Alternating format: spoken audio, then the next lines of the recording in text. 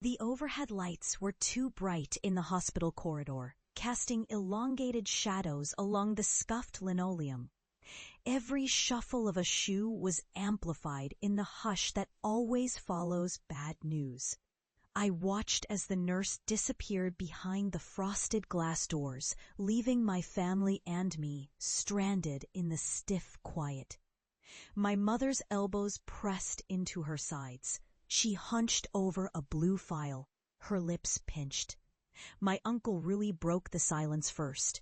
"So, when are you going to come to your senses?" It was impossible to be angry at him right then, even though we'd been fighting over this same thing for years. My father's stroke had shattered something vital, left him beyond speech, and I was still carrying the ache in my chest. The news had arrived subtly, painfully, a bad night leading to an ambulance, now a smell of antiseptic everywhere and the low hum of machines. I kept my voice low. "I've told you, it's what I'm good at." "Good at? Nonsense." My Aunt Francisca cut in. "Making video games is not a career. You're almost 30. I looked at the wall, yellowed, with a framed, outdated poster encouraging hand washing. The weight of grief blended with frustration until it seemed like I could smell that too, underneath the bleach. "It's not about age. It's what matters to me. It makes me feel alive." My brother Tomas let out a laugh, a bitter thing. "Alive? People play those things for hours and learn nothing. You could be doing something real." The seconds ticked by, the beep of monitors. My mother finally lifted her head. Her eyes were glistening. "We need you here, Raphael. Staying in Lisbon's something stable. Please." She wiped at her face with a napkin from her handbag, fingers shaking. I swallowed. My palms were cold. "I'm not leaving tonight. But after this, after we know, maybe I can return to Porto. I've got to finish the prototype." Uncle Rui shook his head, impatient. "We are your family. You'll see, this silly dream will leave you with nothing. Your father, if he could talk, he'd say the same." I stared at the linoleum, wishing the floor would open up and swallow me. But nothing happened. I was left there, ringing with the sound of their disbelief. That night I stayed awake beside my father's bed, the quiet broken only by his rasping breaths and the soft hiss of oxygen. In the melancholy silence, I saw his fingers. I thought I saw them curl the way he used to when he was working late as a metal worker, precise and careful, always talking about good hands and making something that lasts. I remembered being small, listening to him whistle in the workshop, careful not to burn himself on the torch. I wondered if I should let it go, stay, be what they needed, but the grief of losing him, the liminal space of maybe, steadied me. I wanted to be proud of something, even if no one else understood it. When I returned to Porto 2 days later, I left behind my father in his hospital bed, my mother's haunted gaze, the echo of my aunt's mocking laugh. The bus ride north was long, windows smudged with grime and rain, but behind it all, I was filled with a kind of hard clarity. I had to finish the game.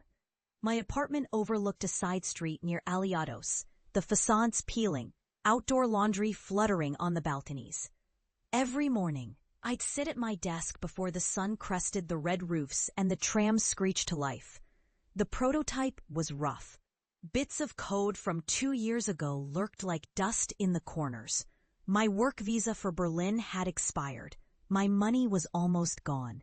But I poured what was left of my energy into the project, each line of code a prayer, every bug fix a defiance. The emails from my mother were short and clipped. "How are you eating? Your uncle saw you online until 4 a.m. Are you coming for Christmas?" I wrote back, "Soon. Working." Rent was overdue. I tutored kids in JavaScript, took gigs debugging endless websites for local shops. Sometimes, between test builds, I cried for no clear reason. Fatigue, worry, a grief not just for my father, but for the boy I'd been before everything narrowed like this. I felt foolish rereading pitches I'd sent to game publishers, each one met with silence or a single line. Too niche, not what we're looking for. Good luck. Lisbon pressed at the edge of my mind, a city of sunlight and family dinners, but also of dismissal and the raw shame I felt being laughed at by my own kin. I stopped visiting for holidays, watched my cousin's wedding by video call. My father passed quietly that spring, the funeral thick with heat and perfume. My aunt squeezing my hand and whispering, "He was proud, but you have to move on." I didn't move on. I moved deeper. I made the main character in my game, a quiet, stubborn boy with skilled hands, walk through a dreamlike workshop where the echoes of old songs lingered. I designed each puzzle to feel like fixing something broken. I made the whole thing a love letter to building, to restoration, to everyday heroism. A year crawled by. Pitches kept failing. Money ran out. I pawned my phone, then my headphones. My friends stopped inviting me to drinks. I still loved them, but couldn't explain why I'd let everything recede into the background. Some nights, I'd stand at the bridge and watch the Douro reflect the city lights until dawn. Then, as the city shifted from winter drizzle to the first early blossoms of spring, an email arrived from Santiago, an indie publisher in Barcelona. We loved the prototype. It moved us. "Are you available for a video call?" I read the message 3 times, heart slamming. I sent back a meeting link, trying not to look desperate. The morning of the call, I barely slept, nerves tangling in my stomach. Santiago's face flickered onto my laptop screen, tired but open, black hair pulled back in a ponytail. "You built this alone?" he asked, eyebrow rising as he panned through my pitch deck. "Yes, well, most of it. Some music from a friend." He smiled. "We want to support you, but you'll need a team, a timeline. Think you can scale up?" Every cliché about tears of joy flashed through my brain. But all I managed was a nod. Yes, I can. After the call, I lay back on my squeaky sofa and tried to understand what was happening. I'd never felt stranger clear, startled, almost clean. The next months passed in a blur. Trips to Barcelona for meetings, hiring 2 artists and an engineer, sending invoices, negotiating milestones, learning to lead people. I spent weekends reworking puzzles, designing levels so every room spoke for my father's hands and my own stubbornness. Sometimes, when the team finished early, we'd drink cheap beer and playtest till sunrise, arguing about pixel placement like it mattered more than anything. The first time I saw the trailer at the Summer Digital Festival, a gentle melody admitting the world to our quiet, stubborn boy, I sat on the floor of my apartment and cried so hard my throat hurt. I thought of my father, hands sketching in the dusk. I wanted him to see, but he was gone, and my family hadn't spoken to me in months. When the game launched, the sales numbers were modest, a slow burn. But the reviews were something else. People writing in English, Spanish, Portuguese, Italian, sharing how their fathers had fixed radios, or painted, or worked too much.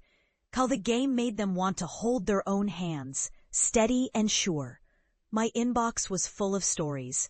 For the first time, I didn't feel ridiculous. Lisbon greeted me with soft, salty breezes from the Tagus and jacaranda trees painting the pavement violet. Central Station was alive, a confusion of travelers and taxis and the tangle of tram wires overhead. I carried only a slim suitcase, the laptop tucked inside, and something else wrapped carefully in brown paper. I'd emailed my mother, told her the game was out, that I was coming for lunch. She didn't reply. I made my way up to the apartment in Grassa, the one with chipped tiles and plants struggling in pots along the stairwell. When she opened the door, her eyes were wary. She'd found more gray hair since I'd left.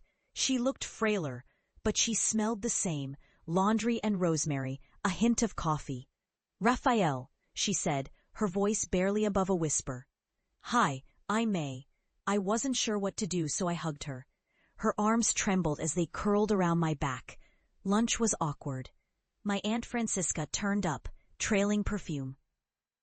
Thomas arrived, phone always in hand. So, you're an important man now? Thomas joked, not unkindly. I shrugged. Not really. I just finished something. Uncle Rui dropped by without warning, clapped me on the shoulder hard enough to almost hurt. Well, you look healthy. We sat around the old table in the kitchen.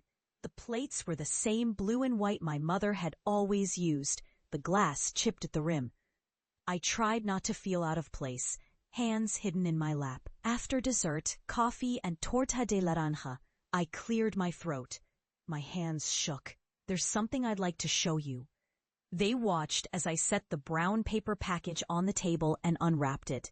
Inside, a small silver award gleamed, a hand-carved statuette, the Summer Digital Festival's Best Narrative Game Trophy, and a copy of a glossy gaming magazine, the cover headline blaring, Lisbon's Own takes indie scene by storm. Thomas snorted. You bought yourself a trophy? I shook my head. It's real. The game is doing well. I turned the magazine to page 3, showing the spread. Me, awkward and blinking, standing beside Santiago and the team. The headline in bold. From Grasa to Glory, the quiet revolution of Restorer's song. My aunt took the trophy in her hand, turning it over. Is this really from them, not some joke? I pulled